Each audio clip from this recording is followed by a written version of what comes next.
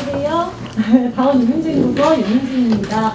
국어 단독 설명인데도 오늘도 이렇게 많이 찾아주셔가지고 사실 좀 기쁘고요. 또 설레고요. 또 한편으로는 긴장도 돼요.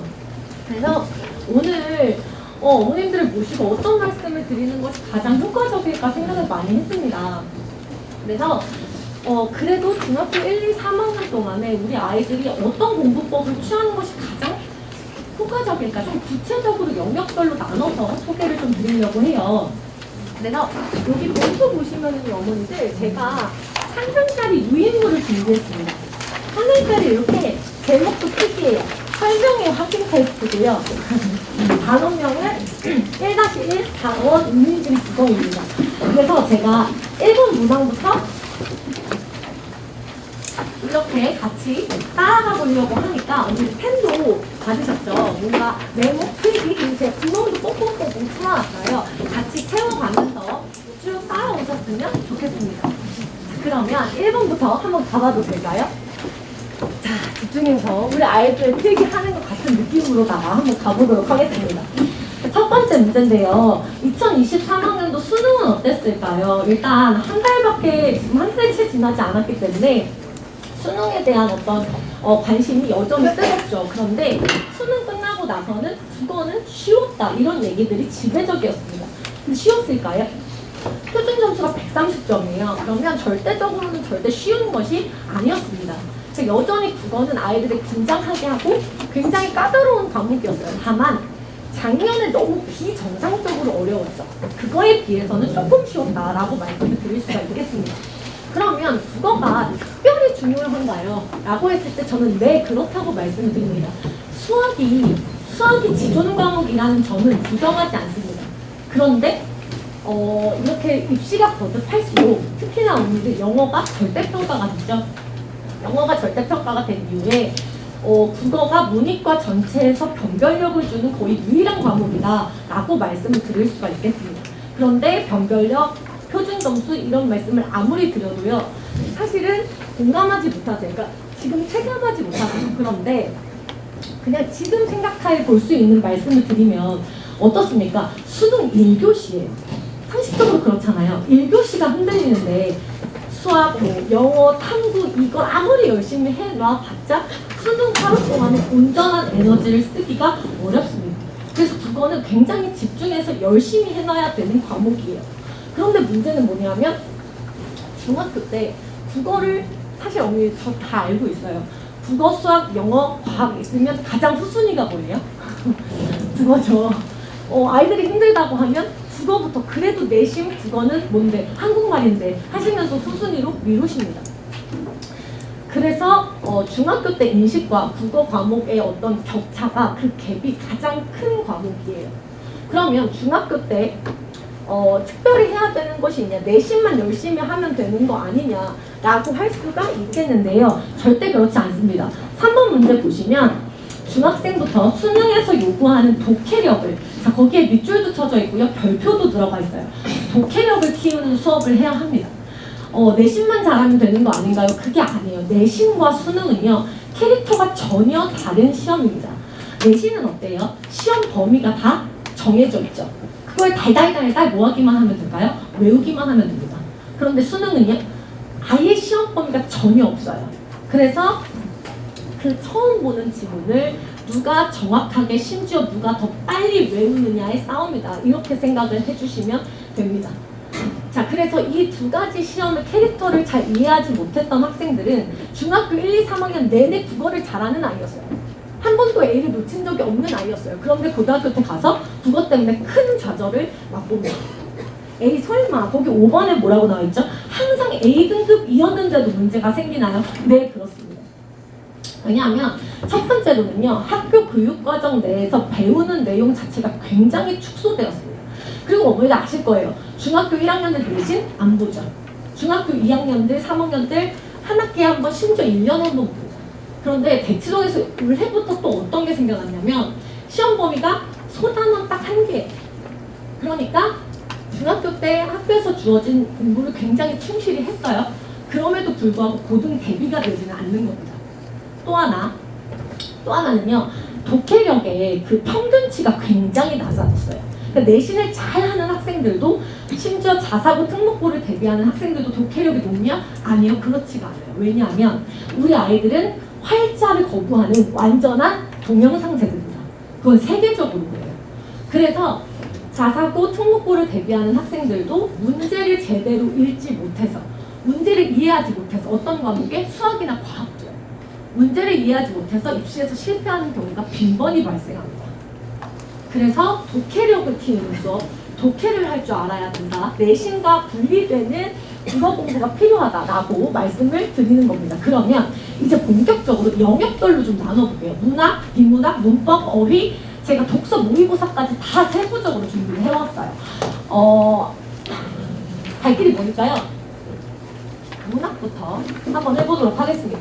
자, 문학 영역의 본질이 무엇일까요?가 질문입니다.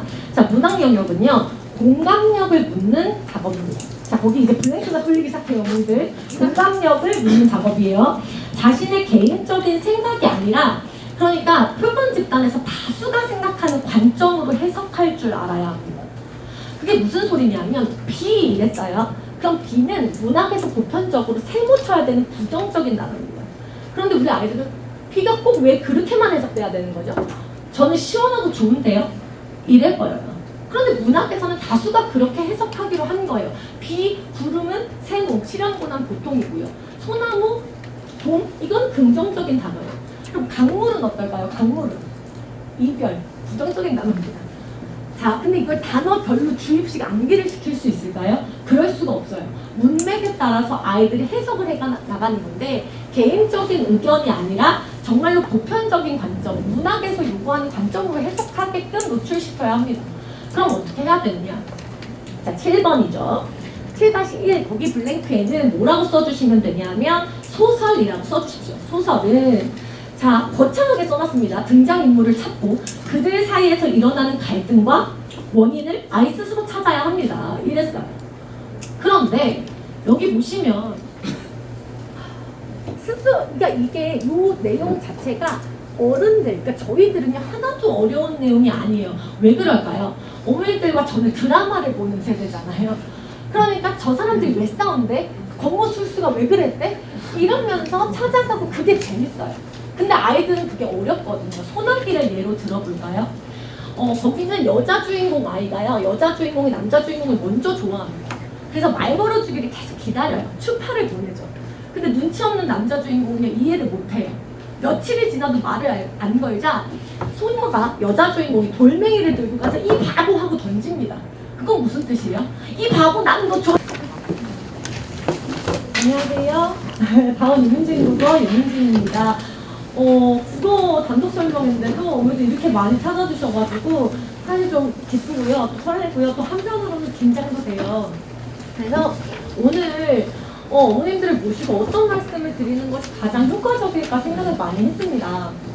그래서 그래도 중학교 1, 2, 3학년 동안에 우리 아이들이 어떤 공부법을 취하는 것이 가장 효과적일까, 좀 구체적으로 영역별로 나눠서 소개를 좀 드리려고 해요.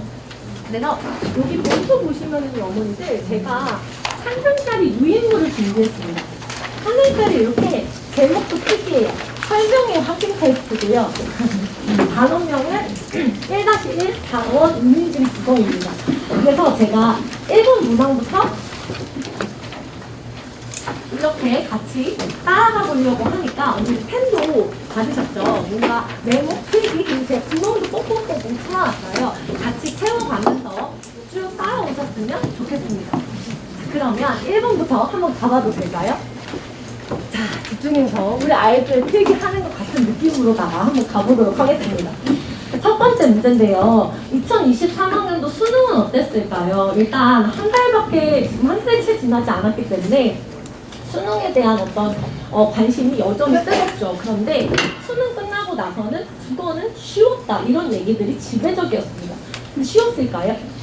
표준 점수가 130점이에요. 그러면 절대적으로는 절대 쉬운 것이 아니었습니다. 여전히 국어는 아이들을 긴장하게 하고 굉장히 까다로운 과목이었어요. 다만 작년에 너무 비정상적으로 어려웠죠. 그거에 비해서는 조금 쉬웠다라고 말씀을 드릴 수가 있겠습니다. 그러면 국어가 특별히 중요한가요? 라고 했을 때 저는 네, 그렇다고 말씀을 드립니다. 수학이 지존 과목이라는 점을 부정하지 않습니다. 그런데 이렇게 입시가 거듭할수록 특히나 오늘은 영어가 절대평가가 됐죠. 영어가 절대평가가 된 이후에 국어가 문이과 전체에서 변별력을 주는 거의 유일한 과목이다 라고 말씀을 드릴 수가 있겠습니다. 그런데 변별력, 표준점수 이런 말씀을 아무리 드려도요 사실은 공감하지 못하세요. 그러니까 지금 체감하지 못하세요. 그런데 그냥 지금 생각해 볼 수 있는 말씀을 드리면 어떻습니까? 수능 1교시예요. 상식적으로 그렇잖아요. 1교시가 흔들리는데 수학, 영어, 탐구 이걸 아무리 열심히 해놔봤자 수능 하루 동안에 온전한 에너지를 쓰기가 어렵습니다. 그래서 국어는 굉장히 집중해서 열심히 해놔야 되는 과목이에요. 그런데 문제는 뭐냐면 중학교 때 국어를 사실 어머니 저 다 알고 있어요. 국어, 수학, 영어, 과학 있으면 가장 후순위가 뭐예요? 국어죠. 아이들이 힘들다고 하면 국어부터 그래도 내신 국어는 뭔데? 한국말인데 하시면서 후순위로 미루십니다. 그래서 중학교 때 인식과 국어 과목의 어떤 격차가 그 갭이 가장 큰 과목이에요. 그러면 중학교 때 특별히 해야 되는 것이 있냐, 내신만 열심히 하면 되는 거 아니냐라고 할 수가 있겠는데요. 절대 그렇지 않습니다. 3번 문제 보시면 중학생부터 수능에서 요구하는 독해력을, 자 거기에 밑줄도 쳐져 있고요. 별표도 들어가 있어요. 독해력을 키우는 수업을 해야 합니다. 내신만 잘하면 되는 거 아닌가요? 그게 아니에요. 내신과 수능은요. 캐릭터가 전혀 다른 시험입니다. 내신은 어때요? 시험 범위가 다 정해져 있죠. 그걸 달달달달 뭐하기만 하면 될까요? 외우기만 하면 됩니다. 그런데 수능은요. 아예 시험 범위가 전혀 없어요. 그래서 그 처음 보는 지문을 누가 정확하게 심지어 누가 더 빨리 외우느냐의 싸움이다. 이렇게 생각을 해주시면 됩니다. 자, 그래서 이 두 가지 시험의 캐릭터를 잘 이해하지 못했던 학생들은 중학교 1, 2, 3학년 내내 국어를 잘하는 아이였어요. 한 번도 A를 놓친 적이 없는 아이였어요. 그런데 고등학교 때 가서 국어 때문에 큰 좌절을 맛봅니다. A 설마 거기 5번에 뭐라고 나와있죠? 항상 A등급이었는데도 문제가 생기나요? 네, 그렇습니다. 왜냐하면 첫 번째로는요. 학교 교육과정 내에서 배우는 내용 자체가 굉장히 축소되었습니다. 그리고 어머니가 아실 거예요. 중학교 1학년들 내신 안 보죠. 중학교 2학년들, 3학년들 한 학기에 한 번, 심지어 1년에 한 번 보죠. 그런데 대치동에서 올해부터 또 어떤 게 생겨났냐면 시험 범위가 소단원 딱 한 개. 그러니까 중학교 때 학교에서 주어진 공부를 굉장히 충실히 했어요. 그럼에도 불구하고 고등 대비가 되지는 않는 겁니다. 또 하나는요. 독해력의 그 평균치가 굉장히 낮아졌어요. 그러니까 내신을 잘하는 학생들도 심지어 자사고 특목고를 대비하는 학생들도 독해력이 높냐? 아니요. 그렇지가 않아요. 왜냐하면 우리 아이들은 활자를 거부하는 완전한 동영상 세대입니다. 그건 세계적으로 그래요. 그래서 자사고 특목고를 대비하는 학생들도 문제를 제대로 읽지 못해서 문제를 이해하지 못해서 어떤 과목에 수학이나 과학도요. 문제를 이해하지 못해서 입시에서 실패하는 경우가 빈번히 발생합니다.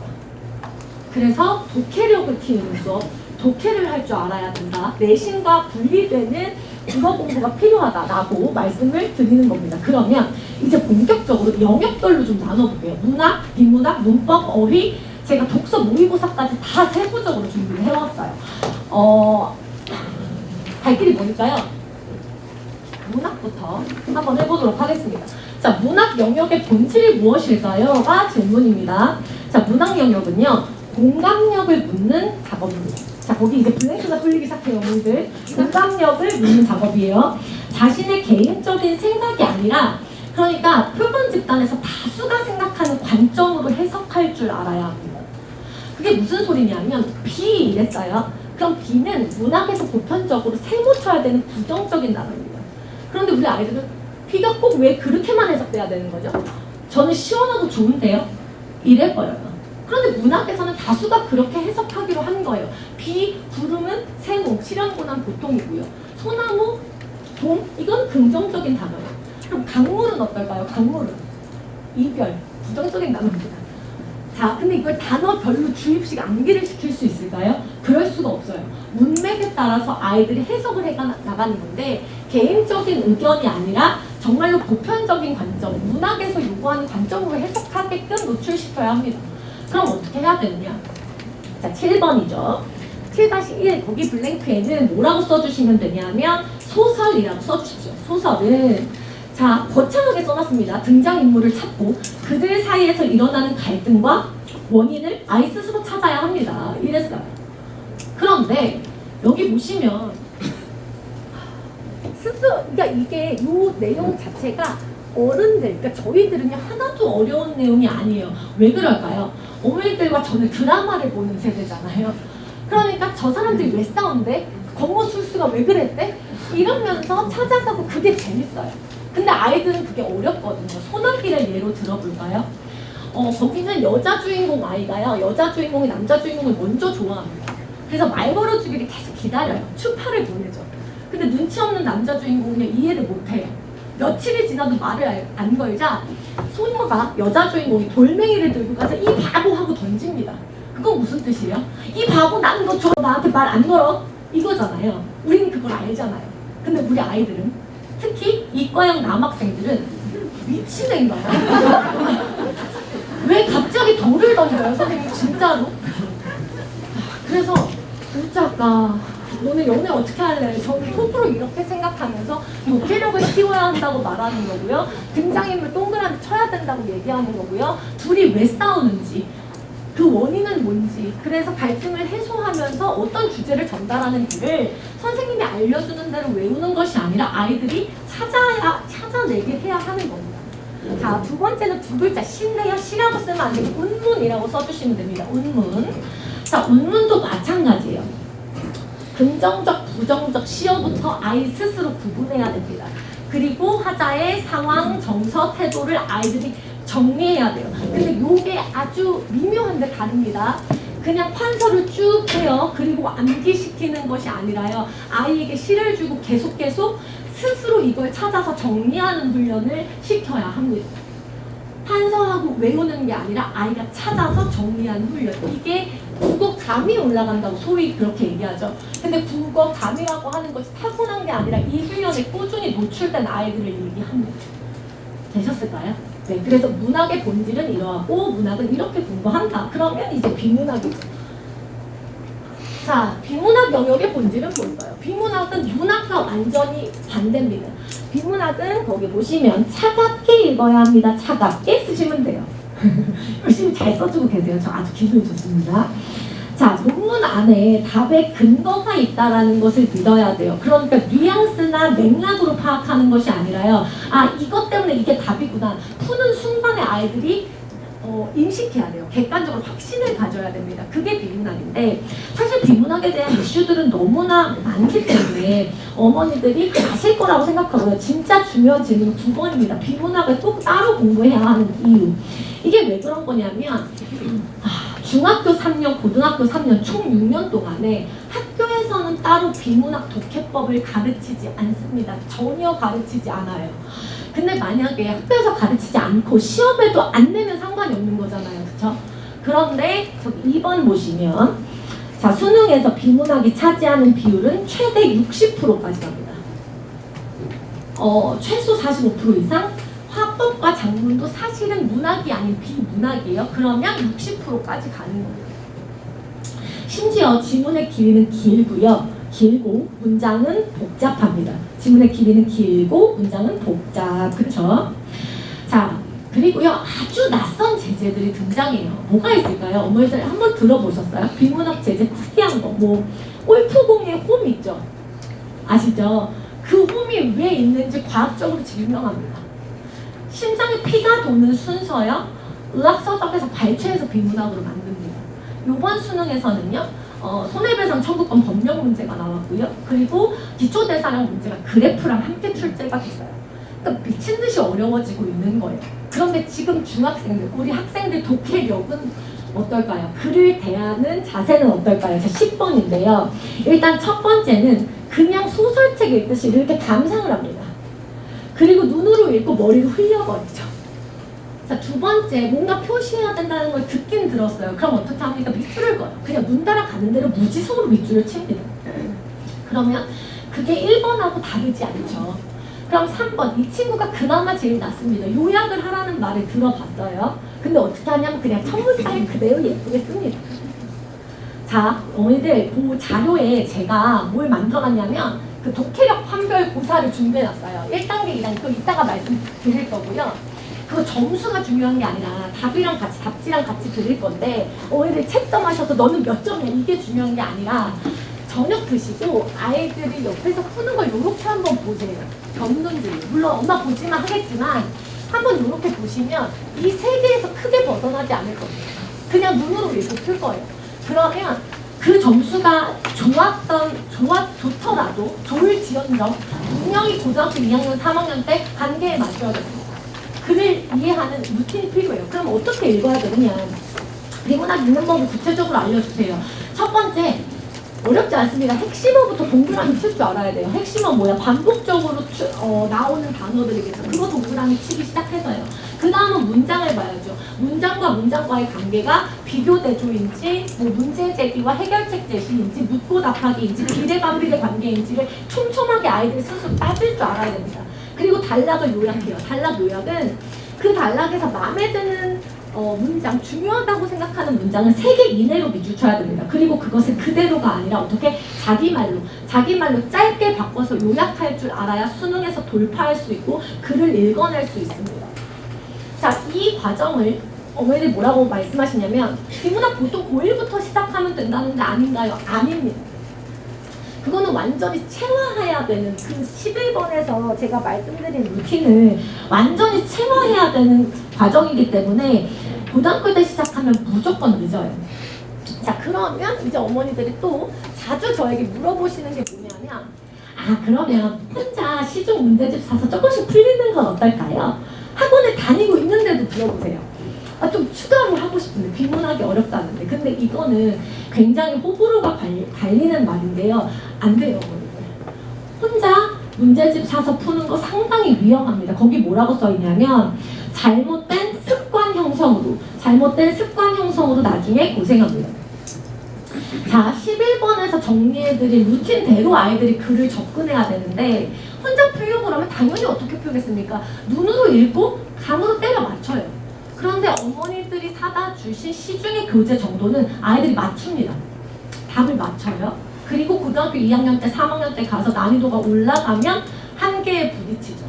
근데 이 아이들의 문제점은 뭐냐면 감으로 때려 맞춰서 자기가 눈으로 그냥 보고 읽었는데 맞춰봤던 기억이 있어요. 자기의 곤조가 생긴 거죠. 그래서 그 아이들이 한 번도 비문학을 제대로 배워보지 않은 아이들보다 솔직히 강사 입장에서 가르치기가 훨씬 힘듭니다. 잘못된 습관과 고집을 고쳐야 되니까요. 됐었을까요? 그래서 어떻게 늦지 않았을 때, 중학교 때, 그리고 하얀 도화지 상태일 때 제대로 된 방법으로 비문학을 공부할 수 있게, 배울 수 있게 해주십시오. 그래서 이게 가장 제가 당부드리고 싶은 말씀입니다. 자, 그럼 세 번째, 이제 천천히 어휘로 넘어가 볼까요? 어휘도 참 하소연이 많이 나오는 영역 중에 하나입니다.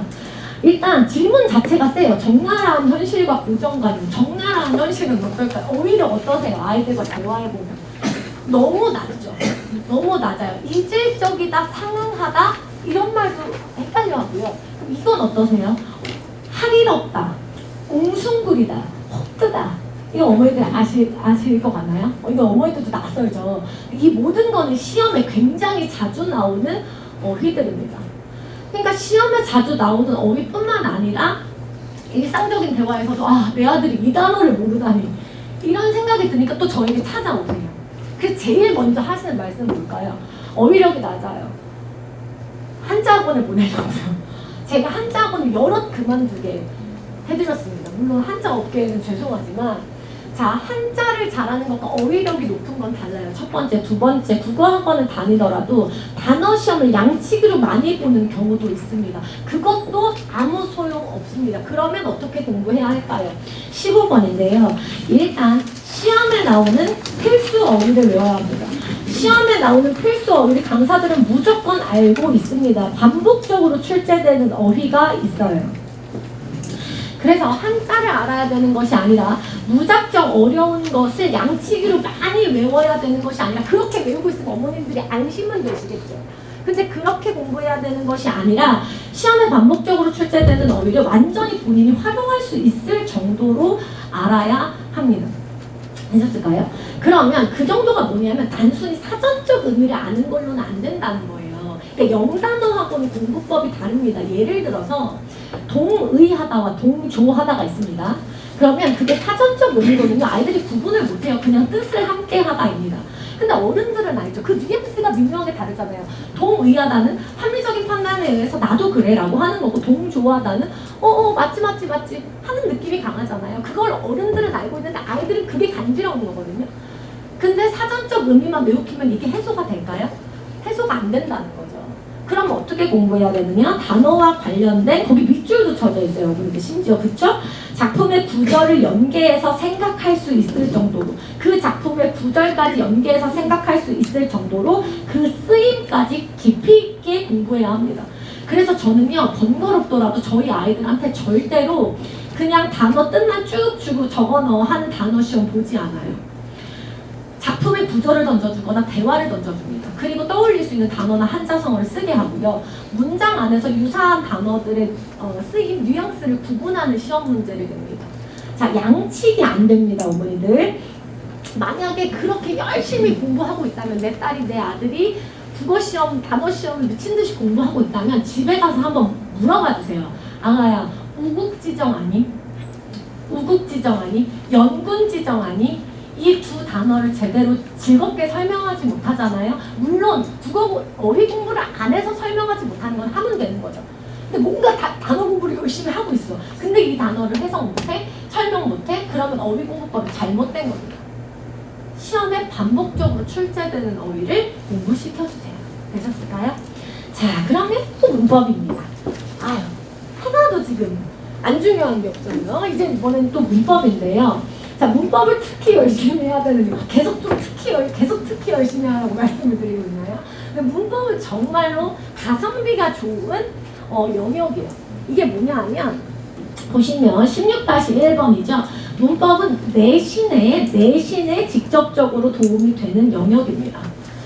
중학교, 고등학교 상관없이요, 문법을 가장 메인에 두고 내신에 출제합니다. 그렇기 때문에 학생들한테는 또 유난히 공포의 대상이죠. 시험을 이제 혼자 공부를 하다가도 이제 국어 시험을 망쳐요. 초등학교 이후에 굉장히 큰 시련이죠. 그래서 국어 시험을 망치면 나도 국어 학원 보내줘 해가지고 저한테 오는 학생들이 있습니다. 그럼 넌 저번 시험을 왜 망쳤노? 이렇게 물어보면 100이면 100 다 문법 때문이라고 얘기를 합니다. 그래서 문법을 잘 해놓으면요, 중학교뿐만 아니라 고등학교 내신까지도 확실히 도움이 될 거예요. 아주 직접적으로. 그러면 이제 질문이 그렇게 들어가죠. 그러면 내신 문법만 좀 잘 해놓으면 수능은 걱정 없나? 그렇지는 않아요. 자, 보시면 중학교 교육과정 내에서는 전체 수능에서 요구하는 문법 영역에, 자, 거기 네모죠. 절반도 안 배웁니다.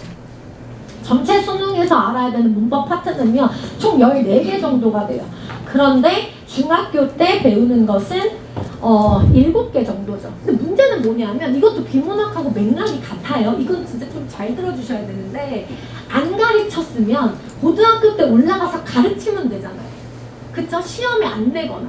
그런데 14개 중에 7개만 가르쳐 놓고 고등학교 1학년 입학하자마자 중학교 때 다 배웠다고 간주하고 시험을 냅니다. 이건 정말이에요. 그래서 뭐가 나오는 거냐면 17번. 자, 고등학교 1학년 입학 전에 문법을 끝내야 됩니다. 그래서 저는요, 이 루틴을 알고 있으니까 중학교 1학년들 친구들한테 수능의 전체 문법을 가르칩니다. 근데 그때 어머니들이 저한테 우려에 섞인 말씀을 해주시는 게 뭐냐면, 저는 이제 기뻐가지고 우리 중학교 1학년 꼬맹이가 수능 문제를 풀었어요. 이렇게 이제 피드백을 보내드리는데, 중1이 벌써 고3 문법을 하는 게 맞나요? 이렇게 저한테 많이들 물어보세요. 근데 이게 중요한 게 뭐냐면, 수학의 진도처럼 중학교 문법이 따로 있고 고등학교 문법이 따로 있는 게 아닙니다. 중학교 1학년 내신에서 배웠던 걸요, 고등학교 2학년 내신에서 똑같이 또 배우고요. 그 다음에 수능에도 똑같이 또 나와요. 그러니까 따로 있는 것이 아닌데, 다만 같이 배우는 다른 시험 범위가 많고, 그리고 한 번은 배우고 왔다고 강조하기 때문에 고등학교 때는 더 빠르게 가르칠 뿐이죠. 그래서 한 번 더 말씀드립니다. 수능에 나오는 14개의 영역은 고등학교 1학년 입학 전에 끝내야 됩니다. 그렇게 하려면 어떻게 공부를 해야 하나요? 18번이죠. 18번에 1번인데요. 문법 공부의 황금기는 중1입니다. 중1에 내신을 안 보기 때문에 그냥 한 호흡으로 수능에 나오는 14개의 영역을 쭉 쉼없이 나갈 수가 있어요. 그리고 중학교 2학년 때는 중학교 2학년, 3학년 내신 문법을 앞에 두고 또 한 바퀴를 돌립니다. 그럼 중3 때는요? 중3 때는 고등학교 1학년 내신 범위를 앞에 두고 또 한 바퀴를 돌려요. 그러면 어머니들 보세요. 18번에 1번 황금기는 중학교 1학년인 거고요. 중등은 3년 동안 몇 바퀴 돌려야 돼요? 3바퀴 돌리는 거죠. 근데 3바퀴 돌린다는 학원이 많을 거예요. 근데 막상 펼쳐보면요. 3바퀴 못 돌립니다. 매주 문법을 진도로 나가야지 이게 3바퀴가 가능해요. 근데 격주로 나가도 부족하고요. 무슨 특강으로 나간다? 그건 아예 불가합니다. 그렇기 때문에 매주 문법에 노출될 수 있게 해주시고 문법에 투자해주세요. 그러면 내신 그리고 수능 모두 잡으실 수 있는 아주 투자한 게 아깝지 않은 영역이 되실 겁니다. 되셨을까요? 그래서 이렇게 고입 입학 전에 문법 완성해 주셔라 한 번 더 말씀드리면서 이제는 독서로 갑니다. 자, 이제 독서 파트에서는 제일 많이 하는 질문이 무엇이냐. 어머님들의 이제 1대1로 뵈면 어떤 말씀 제일 많이 하시냐면 독서를 많이 해야 국어를 잘하죠 하시면서 우리는 책을 많이 안 읽어서 국어를 못하는 게 분명해요 선생님. 그런데 말씀드립니다. 무관합니다. 국어를 잘하는 것과 책을 많이 읽는 것은 무관합니다. 물론 이것도 약간 호불호가 갈리는 말이기는 해요. 그런데 이게 무슨 그러니까 독서가 마음의 양식으로는 분명히 필요합니다. 근데 저는 대치동의 입시 강사로 말씀을 드리는 거고요.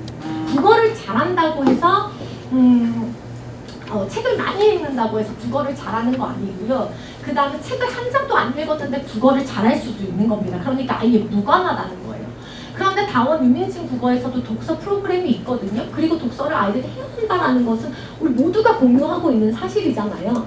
그럼 왜 독서를 해야 하나요? 라고 한다면 아직은 독서 기록이 입시에 필요합니다. 선생님들이 중고등학교 선생님들이 매 학기 끝날 때마다 독서 기록을 내라고 하죠. 물론 여러 가지 입시 이슈 때문에 학생부에서 독서 기록이 많이 빠지고 축소되고 있는 추세예요. 반영하면 안 된다고 얘기하고 그래도 여전히 기록을 내라고 하고 면접에서는 유의미하게 작용을 하고 있습니다. 자, 또 하나 두 번째 거기 뭐라고 나와 있냐면 비문학에서 만날 제재들을 미리 볼 수 있습니다. 자, 비문학에서 아까 말씀드렸던 거 기억하시나요? 정말 듣도 보도 못한 제재들이 많이 나옵니다. 그런데요, 이게 생각보다 비문학 책, 그러니까 뭐 법학, 의학, 공학, 인문, 예술 이런 책들을 분야별로 5번 이상 읽어보면요. 공통적으로 자주 언급되는 키워드들이 있고요. 그 키워드들이 비문학으로 연결됩니다. 그래서 아이들이 소설책은 어머니들 읽히지 마셔라는 아니지만 그냥 취미거리인 거예요. 소설책은 효과가 없고요. 비문학 제재들이 충분히 녹아든 그런 책을 읽히셔라 라고 저는 말씀을 드리고 싶습니다. 그럼 21번 중학교 각 학년의 적절한 독서량과 독서 수준을 정리해 주세요. 이렇게 들어가는데요. 이런 것도 중요하시고 또 발표 해놨다가 메모해 놓으셨다가 헷갈리실 때 한번 들여다보시면 좋죠. 일단 적절한 독서량은요. 1학년은 내신이 없어요. 가장 의미 있는 공부를 많이 할 수 있는 때라고 말씀을 드렸습니다. 그래서 1학년 때는 완독을 시키고요. 관련된 독서 논술까지 하면서 25권 이상 읽을 수 있습니다. 자, 2학년 때는요. 이상한 말이 하나 써져 있죠. 발췌독을 허용합니다. 저는 책을 다 읽지 않아도 돼 라고 하고요. 책의 중요한 내용을 서머리로 주고 그 서머리에 있는 내용을 발췌해서 찾아서 정리만 해와 라고 하기도 합니다. 왜냐? 2학년은 무슨 해예요? 내신의 해이기 때문이에요. 그렇기 때문에 책을 아주 오래 잡고 있을 시간은 없기 때문에 완독을 하면 좋지만 발췌독을 해도 된다라고 얘기하고 있고 그렇게 발췌독을 하고 기록을 똑바로 해놨을 때 아이들이 혼자 눈으로 읽는 것보다 오히려 더 의미 있게 책의 내용을 기억할 수 있습니다. 그리고 중학교 2학년 때는 그래도 쓰기에 대한 경험을 키워주고 싶어서 독서 논술, 관련 논술을 하고 있고요. 내신 기간 빠지면 15권에서 20권 이상 읽으면 적절합니다. 3학년 때는요, 오히려 발췌독을 추천해요. 제가 재수종합반에서 강사를 하다가 와서 그런지 모르겠지만 사실은 이제 수능 대비를 시작한다, 준비 딱 하고 나서부터는 책 읽는 것도 사실은 사치죠.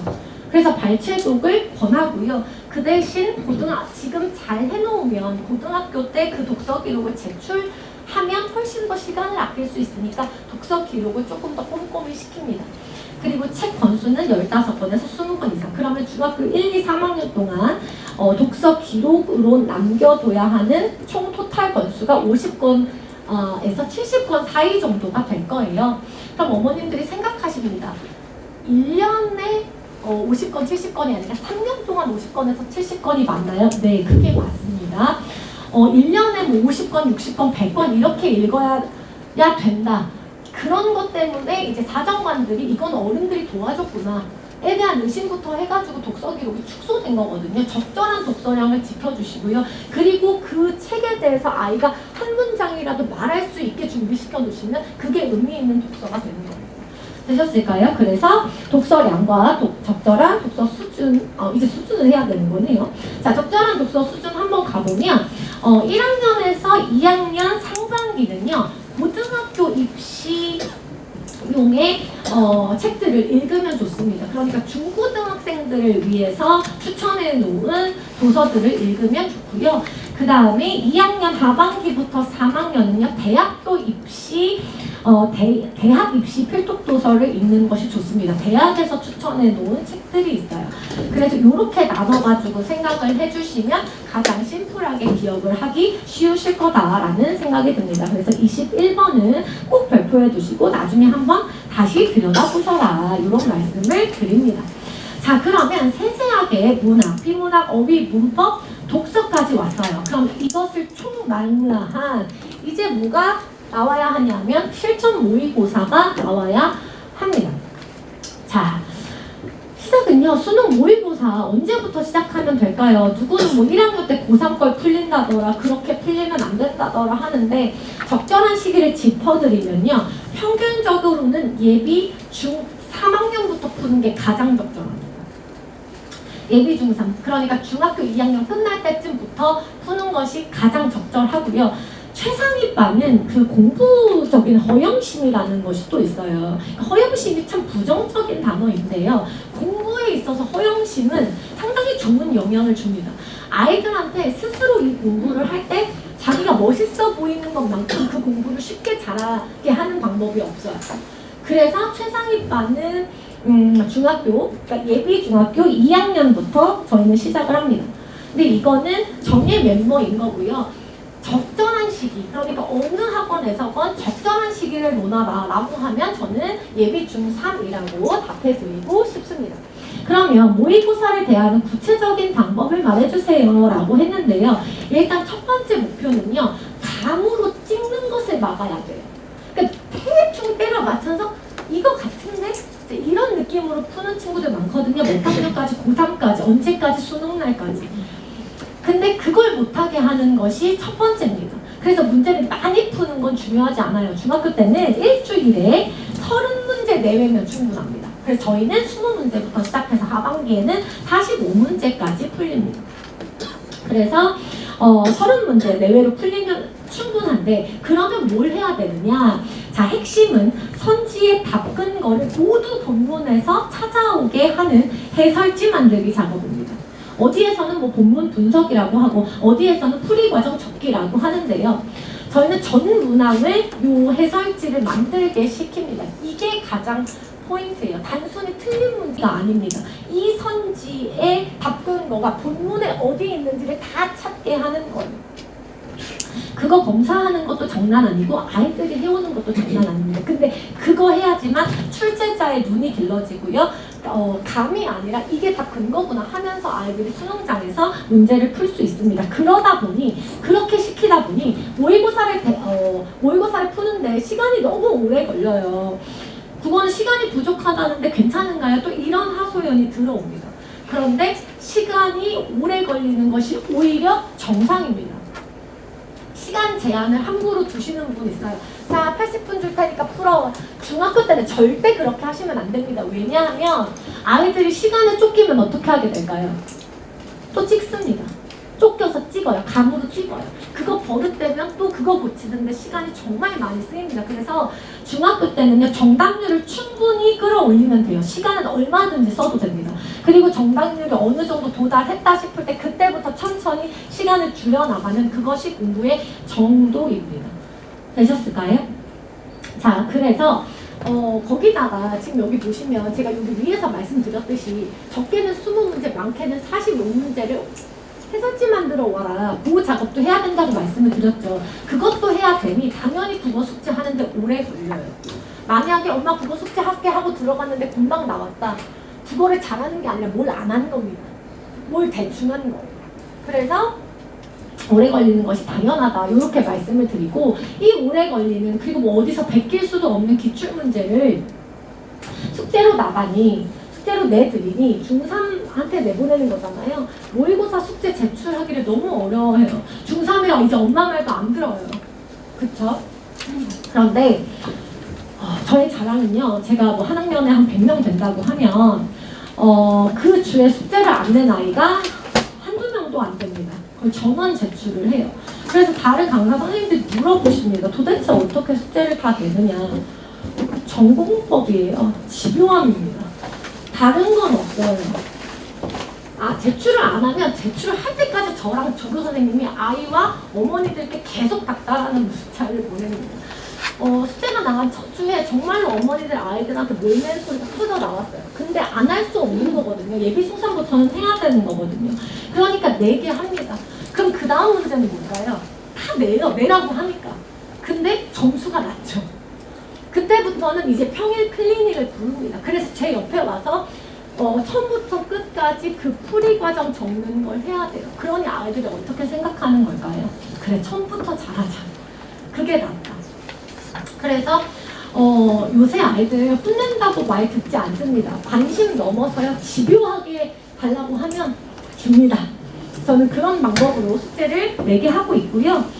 모의고사 해야 된다라고 말씀을 드리면서 숙제 얘기가 들어갔어요. 모의고사까지 제가 어느 정도의 영역들에 대해서 구체적으로 다 짚어드렸다라고 생각을 하고요. 이제 다음 섹션으로 넘어가는데 이 다음 섹션은 요 관리적인 측면과 연결이 됩니다. 뭐냐 하면요.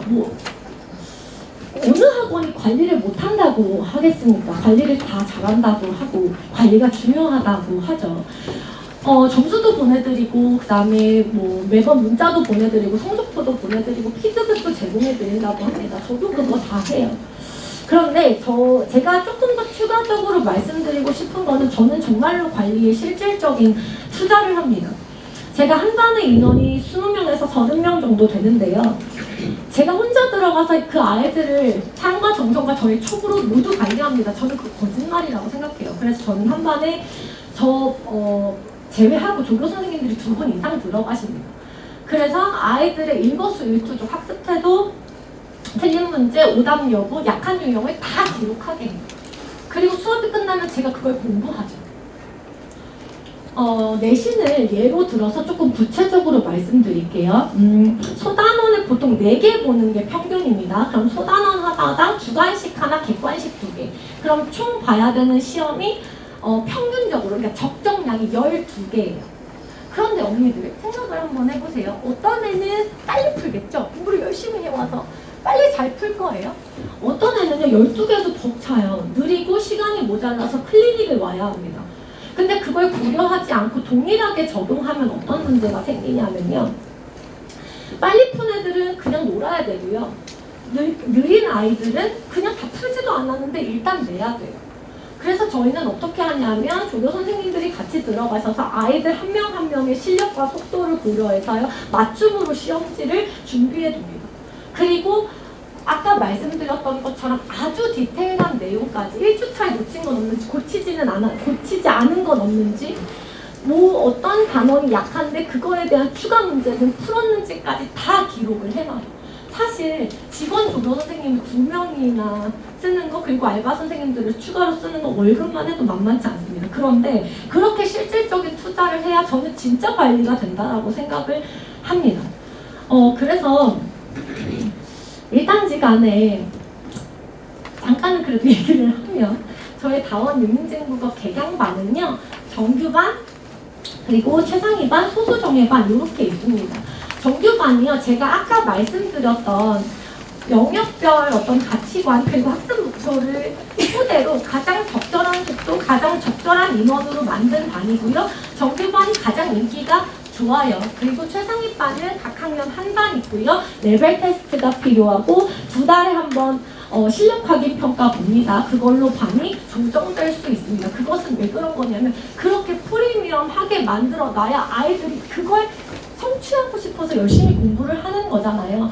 그래서 적절한 속도는 정규반, 그것보다 조금 더 타이트하고 빠르게 만든 것이 최상위반 이렇게 생각을 해주시면 되고요. 빠른 반이 있으면 약간 천천히 선생님의 케어를 한 번이라도 더 받는 반이 또 필요하다고 생각을 했습니다. 그래서 소수정예로 선생님들이 조금 더 가깝게 따뜻하게 그리고 아이들의 약점을 케어해주는 반이 소수정예 반이고 우리 염지원 선생님이 강의를 해주신다라고 생각을 해주시면 되겠습니다.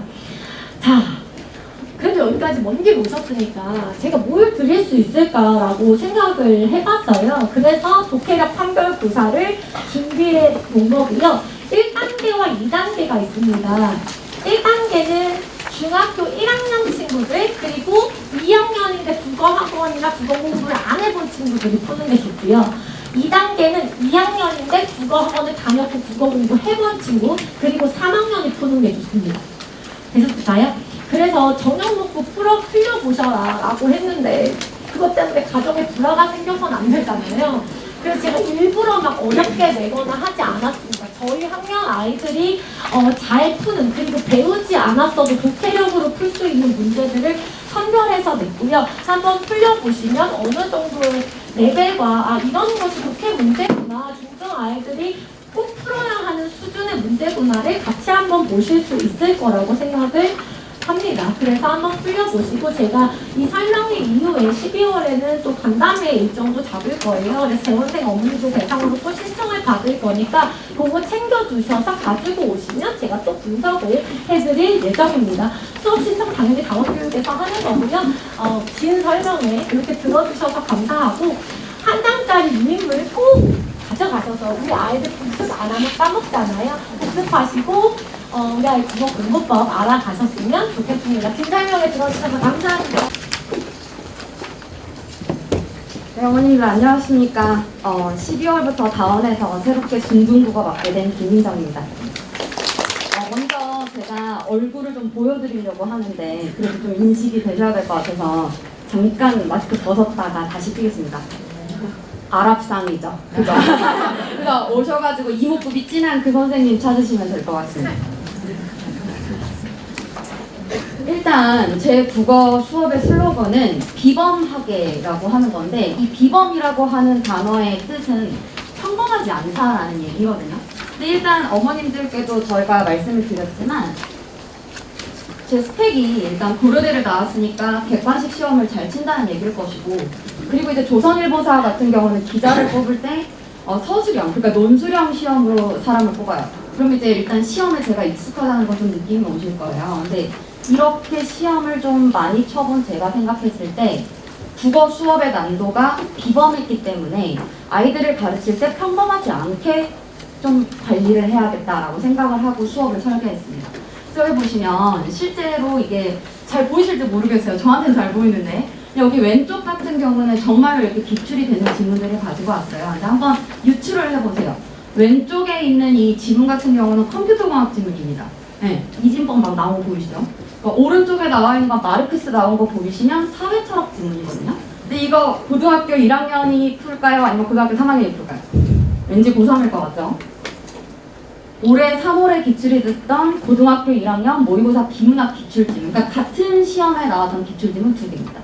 그래서 생각보다 제가 알기로는 이 왼쪽에 있는 이런 컴퓨터공학 지문 같은 경우는 이진법이 나와요. 근데 그 이진법 같은 경우는 제가 알기로는 중등 수학 교육 과정에 포함이 되지 않고 있는 걸로 알고 있고 그 오른쪽에 있는 이 마르크스를 들어본 중학교 3학년 학생이 있을지 잘 모르겠네요.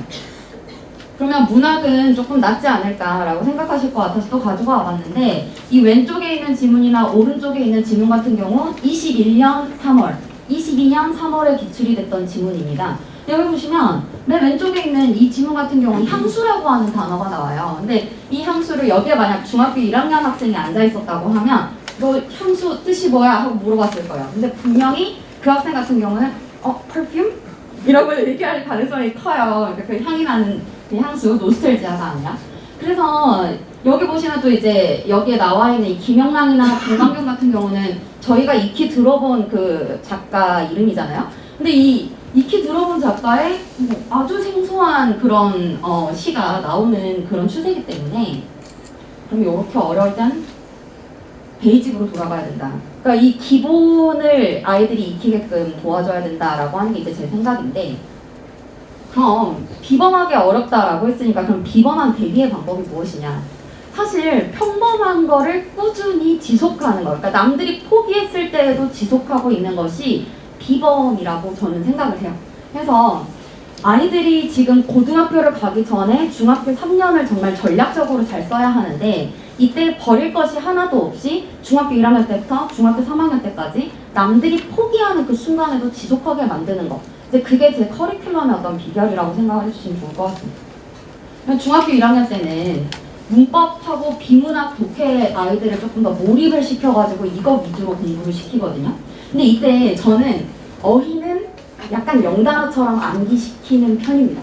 네, 왜냐하면 몰라요 애들이. 그러니까 어휘 자체를 모르기 때문에 재료가 없어요. 그래서 뭔가 약간 국을 끓이려고 해도 불도 있고 냄비도 있는데 재료가 없으면 아무 요리를 못 만들잖아요. 근데 그것처럼 아이들한테 어휘를 중학교 1학년 같은 경우는 한 달에 100개 정도? 네, 그 정도 암기를 시키고 있습니다. 이제 이걸 통해서 기본적인 문해력을 상승시키는 게 목표고 중학교 2학년 때는 이 비문학하고 문법 하는 데에다가 이제 문학 개념어하고 어휘 암기가 한 150개 정도 들어간다고 보시면 되고 이제 이걸 통해서 수능 국어를 바라보는 어떤 기본적인 틀? 이런 걸 아이들에게 조금 더 집중적으로 시킨 다음에 2학기 때쯤 돼서 그러니까 이 예비 중3으로 넘어가기 직전에 실전 모의고사를 한 4번 정도를 보게끔 시키고 있습니다. 근데 이때는 마찬가지로 중2, 중3 때는 내신 수업이 들어가요. 근데 이 내신 수업 같은 경우는 어디에 조금 더 집중을 하게끔 시키냐면 강사가 만들어 놓은 그 자료를 아이들이 딸딸딸딸 외워가지고 중학교 시험을 잘 치는 거 저는 그거 되게 의미 없다고 생각을 하거든요. 근데 왜냐면 애들이 지금 정시하고 수시를 같이 준비해야 하는 상황이에요. 대학교에 가서. 네, 대학교에 가기 위해서. 이제 그렇기 때문에 아이들이 고등학교 가가지고 내신을 이렇게 공부를 못하면 안 되는 상황이 오잖아요. 자기 스스로. 근데 이제 중학교 3학년 때 선생님이 잘 골라가지고 만들어준 그 자료를 가지고만 공부를 했던 아이들은 고등학교 때 가면은 이렇게 세심한 데까지 다 읽어야 된다는 걸 모르더라고요. 근데 그래가지고 시험을 잘 못 보는 경우를 제가 너무 많이 봤기 때문에 제가 가르치는 아이들 같은 경우는 제가 가지고 있는 이 자체 제작 자료로 서술형이 어렵게 나오잖아요. 서술형 대비 저랑 같이 하고 그리고 나서 이 시중교재를 활용해가지고 공부를 하는데 이 시중교재 같은 경우는 당연히 자습서하고 평가 문제집을 어디까지 어떤 식으로 공부해야 하는지에 대해서 알려줍니다. 이제 그게 이제 제가 시험을 잘 보는 노하우가 거기에 조금 있겠죠. 자, 그래서 이걸 통해서 제가 만들고 싶은 아이는 이거예요. 학원이 사라져도 선생이 사라져도 지 혼자 스스로 학습할 수 있는 아이. 네, 그죠? 근데 이제 제 수업의 어떤 시그니처라고 할 수 있는 거는 중학교 3학년 실전 모의고사가 아닌데요. 여기 보시면 이 정규 수업에 훨씬 더 그 강도하고 시험 치는 빈도, 암기해야 할 학습의 양이 중학교 1학년, 2학년 때하고 비교해가지고는 훨씬 더 많이 강해졌다고 보시면 돼요. 달에 한 200개 정도 암기를 시키고 있고 그리고 여기 나오는 이 문학 개념어 같은 경우는 이따 제가 한번 보여드릴 텐데 그거를 세심한 뜻을 완벽하게 암기할 때까지 5번, 6번을 시킵니다. 애들한테. 자, 그래서 이걸 통해서 너가 원하는 게 뭐냐? 고등학교 1학년 모의고사를 딱 받아들였을 때 아이들이 어떤 기계적으로 풀어낼 수 있는 그 시험의 신을 만드는 게 제 목표라고 봐주시면 되고 그러면 어떤 식으로 실전 모의고사를 실시를 할 것이냐 6월 초부터 2주에 한 번씩을 시켜요. 그러니까 시험 치는 빈도가 굉장히 좀 높죠. 그랬을 때 이걸 80분을 진짜 딱 잡아놓고 45문제 풀어라 하고 시키거든요. 근데 이때 아무것도 안 준 상태에서 애들을 풀게 시켰을 때 솔직하게 말씀드릴까요? 대치동 전교 1등 48점, 50점대 초반 잘 보면 60점대 후반 나옵니다. 그러면 이제 그 친구들을 어떤 식으로 이렇게 케어해가지고 한 7에서 8회 정도가 되면 점수가 올라가거든요. 근데 그런 거가 이렇게 실전 스타일로 해설을 해서 나는 시험을 좀 잘 치고 어떻게 보면 익숙한 사람이니까 나라면 어떤 식으로 이 문제를 풀었을 것인지 이걸 아이들에게 계속해서 이렇게 집중적으로 가르친다고 보시면 돼요. 그러니까 이를테면 저는 그냥 알고 있었던 걸 아이들한테 말로 풀어가지고 명시지로 바꿔갖고 애들한테 알려주는 거라고 생각을 해주시면 좋을 것 같습니다. 그래서 이게 실제로 저희가 10월 9일 그 한글날에 애들 불러가지고 이렇게 시험 시킨 건 애들 다 왔거든요. 근데 이때 왜 현장에서 꼭 쳐야 되냐?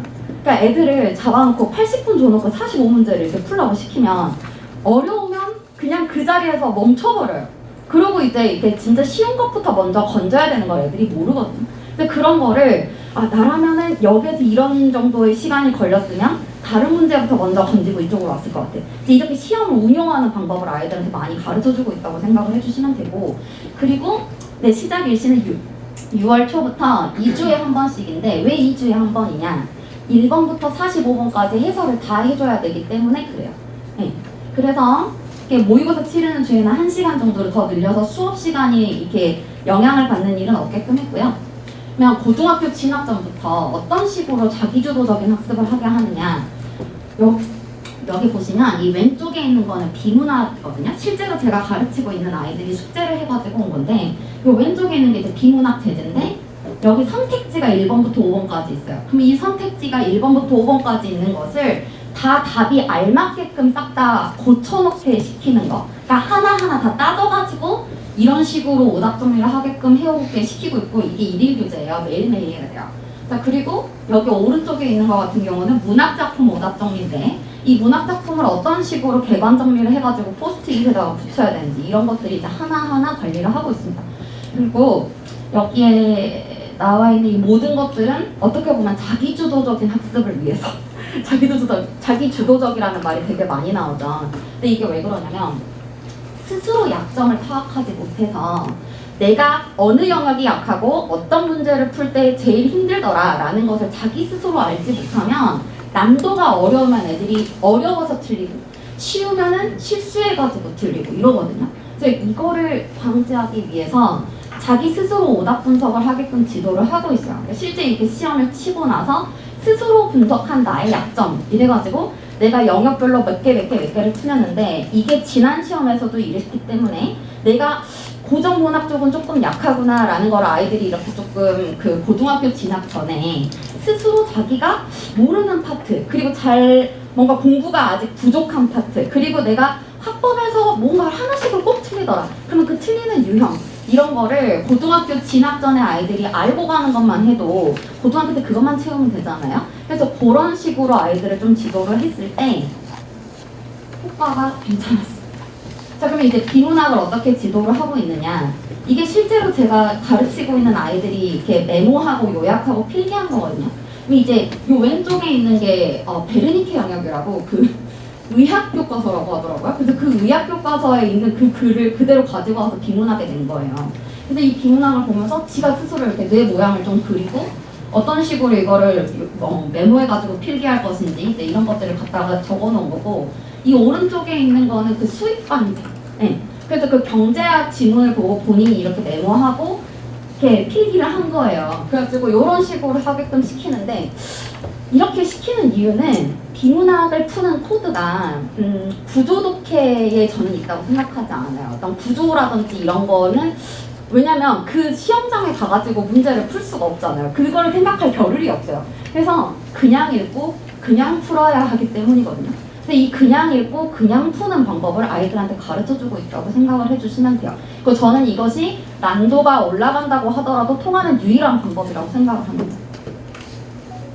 그러면 문학 개념어가 무엇이냐? 여기 보시면 자연물, 감정이입, 현장감 있다, 현재 시제 사용, 상승과 하강의 이미지 대충 느낌은 오시잖아요. 근데 이 대충 느낌이 오는 걸로 풀면 확 다 틀리게끔 구성이 돼 있어요. 이게 실제 수능이 이번에 출제가 됐던 홀수형 33번인데요. 이게 오답률이 가장 높았던 문학 문제 중에 하나였습니다. 근데 여기 보시면 1번에 순환적 관계, 2번에 순차적 관계 이렇게 나오는데 순환과 순차의 개념이 생각보다 굉장히 달라요. 순환이라고 하는 거 봄, 여름, 가을, 겨울 그리고 나서 다시 봄으로 돌아와야 되거든요. 근데 순차라고 하는 건 봄으로 여름이 가면 되고 여름에서 가을이 가면 되는 그런 순서대로 해온다는 뜻이에요. 그러니까 답은 2번인데 애들이 생각했을 때는 계절적 이미지, 순한 이렇게 많이 외웠거든요. 그러니까 애들이 생각했을 때 이거는 겨울, 봄 나왔으니까 1번! 네, 이렇게 해가지고 망했겠죠. 그러니까 그런 거를 애들한테 어떻게 보면은 좀 방지해주기 위해서 제가 자체 제작한 뭐 고전 어휘 자료, 문학 개념학 테스트 자료 이걸로 6번, 7번씩 계속 반복해요. 네? 그러니까 좀 힘들겠죠. 보시면 실제 제 강사 자료로 보여드리자면 고전시가 필수 어휘인데 이거 중학교 2학년 때도 애들이 해요. 그럼 여기 보시면 여기 뜻들을 애들이 다 쓰는 건데 여기에 천석고항이라고 하는 단어가 보이거든요. 근데 이게 어떤 자연의 어떤 아름다운 경치를 보고 느끼는 정서에 대해서 얘기하는 건데 이게 실제로 이번 그 수능에 출제가 됐던 지문입니다. 이제 여기 보시면 천석고항이라는 단어가 나오는데 놀랍게도 뜻을 아래다가 적어주지 않고 있죠. 네, 뜻이 없거든요. 그러면 본인이 이거를 알아야지만 문제를 풀 수 있다는 건데 제가 알기로는 이 천석고항의 뜻을 암기하지 않아가지고 틀린 친구들도 많았다고 들었습니다. 네, 주요 지문으로 나왔거든요. 그러니까 이런 것들이 테스트의 어떤 재료라고 보시면 되고 그러면 아이들 이건 제가 만들어 놓은 자료의 어떤 그 뭔가 약간 진짜 실제 시험지를 보여드리기가 그래가지고 이만큼 자료가 많다라는 걸 보여드리기 위해서 갖고 왔어요. 빙산의 일각이고 제 노트북에는 아이들을 기다리는 많은 자료들이 있습니다. 그래서 저는 중학교 1학년들은 한 달에 100개 이건 최소량이에요. 그리고 중학교 2학년들은 한 달에 140개 중3은 200개 이상을 계속해서 암기 테스트를 시키고 못하면 외울 때까지 남깁니다. 그게 제 스타일이고 공부를 안 하고 방을 나가는 방법은 없을까? 자 그리고 그러면 좋아 열심히 가르치고 잘 가르친다는 거 알겠는데 결과가 어떻게 나오냐? 저는 결과가 안 나오는 수업은 솔직히 좀 의미가 없다고 생각해서 데이터로 일단 보여드리자면 다른 지역에서도 제가 강의를 하고 있거든요. 그리고 이제 뭐 물론 이 지역에서도 아이들을 관리하고 있지만 그 아이들의 성적을 가지고 와보면 맨 처음에 47점, 44점, 49점 이렇게 시작하거든요. 중학교 2, 3학년들입니다. 근데 이게 7회차쯤 오면은 다 뭐 이제 94점, 90점, 89점, 이렇게 80점 이런 식으로 다 1, 2등급 안으로 들어가요. 그리고 여기 친구들 같은 경우도 마찬가지로 3등급, 6등급, 5등급 이런 식으로 시작을 해가지고 7회차로 오면은 다 대략 한 1등급에서 3등급 내로 들어옵니다. 그러니까 이런 식으로 방법은 옳아요. 근데 방법은 옳은데 그거를 끝까지 따라오게끔 하는 것이 사실은 좀 힘든 영역이잖아요. 그래서 여기 보시면 애들이 저는 좋은 선생님은 어떤 선생님이라고 생각을 하냐면 나중에 돌이켜봤을 때 지금 당장은 힘들지만 나중을 돌이켜봤을 때 내가 그때 그 쌤이 아니었으면 여기까지 못 왔지 라고 생각을 하게 해주는 선생님이 되게 좋은 선생님이라고 생각을 하거든요. 그래서 저는 사실은 당장 강의를 할 때 애들이 저는 별로 안 좋아해요. 지금 좀 인기가 없는 선생님인데 근데 이제 고등학교로 가면 제가 그렇게 생각이 나나 봐요.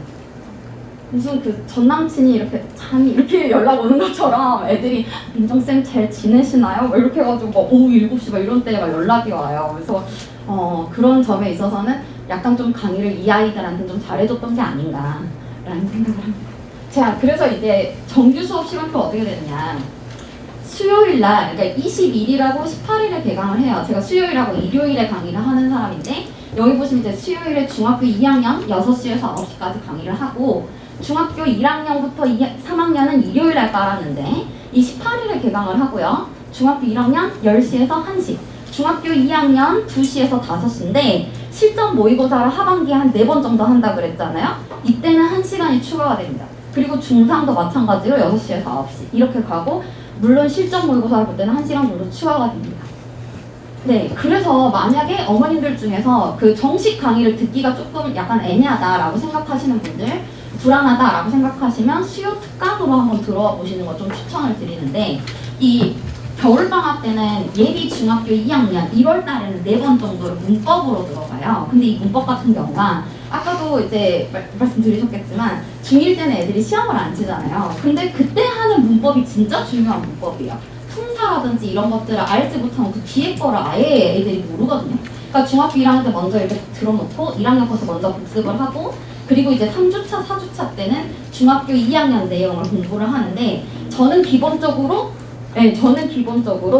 그 고등학교 문법을 중학교 아이들이 알아먹을 수 있게끔 설명을 하는 쪽에 좀 포커싱을 맞춰가지고 문법을 가르치고 있기 때문에 결코 쉽지는 않을 겁니다. 그래서 만약에 중학교 1학년인데 나는 좀 선생님 강의를 한번 들어보고 싶어요 라고 하면은 말리지 않을게요. 근데 이건 중학교 2학년이 좀 들었으면 좋겠다라고 생각을 해서 설계를 한 수업이고, 그리고 이제 2월 달에 이제 비문학 필수 배경 지식 특강이라고 하는 걸 할 건데, 여기서 어머님들이 조금 생각해 주셔야 될 게 어떤 거냐면, 왜 배경 지식 특강을 하지? 라는 생각을 하실 수 있어요. 근데 그 배경 지식이라고 하는 거는 이 경제학하고 법학 논리학 같은 경우는 모르면 안 되는 그 배경 지식들이 있거든요. 근데 그거를 중학교 때 가르쳐 주지 않고 고등학교 때도 가르쳐 주지 않아요. 그래서 이거를 조금 더 따로 선별을 해서 한 2주 정도 약간 그 아이들이 고등학교 들어가기 전에 고등학교 1학년, 2학년 최신 지문들로 한번 공부를 해볼 수 있는 기회를 마련을 했어요. 그래서 한번 이 강의들을 조금 생각을 해주시면 좋을 것 같고, 수요일 오후 1시에서 4시입니다. 네, 1월달 4주, 그리고 2월달에 3주차하고 4주차 생각해 주시면 좋고, 네, 그러면 이제 제 수업의 어떤 목표는 어떤 거냐면, 저는 꿈을 조금 더 크게 잡는 게 맞다고 생각하거든요. 그래서 그 꿈을 크게 잡아야지 내가 어디까지 갈 수 있는 사람인지를 알 수 있다고 생각해요. 자기의 잠재 능력 같은 거. 근데 그게 꿈을 목표로 만들고 목표를 현실로 만들 때는 너무 힘들죠. 그러니까 이때 제가 생각했을 때 그때 선생의 공부는 뭐냐면 애들을 물가로 끌고 가는 거예요. 그래서 그 물가로 끌고 가서 목마를 때까지 앉혀놓는 거. 이제 그거는 제가 선생으로서 해야 된다고 생각하거든요. 그래서 저희 반 같은 경우는 상과 벌이 되게 명확해요. 그래서 열심히 하는 친구들은 상을 받을 것이에요. 저의 예쁨을 받을 것이고, 좀 게으르게 하는 친구들은 갖은 방면으로 괴롭힘과 고문을 당할 것입니다. 그래서 저의 어떤 스타일하고 자녀분이 맞을 것 같다고 생각을 하시면 김민정 선생님 찾아주시면 좋겠습니다. 감사합니다.